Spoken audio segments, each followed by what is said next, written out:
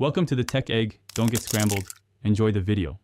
In this video, I will explain how to remove Acura MDX wiper blades. Before you begin, make sure your vehicle's ignition is completely off for safety. Carefully lift the wiper arm away from the windshield until it stands upright. It's a good idea to place a thick towel or cloth on your windshield directly beneath the arm. This simple step provides crucial protection, preventing any accidental damage to your glass if the spring-loaded arm were to suddenly snap back down. Now, let's focus on the connection point between the wiper blade and the arm. You'll typically find a small plastic tab or button here. This is the release mechanism.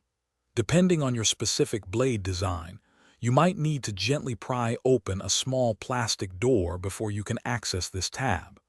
Take a moment to locate this crucial part, as it's key to detaching the old blade. Once you've located the release tab, firmly press or lift it.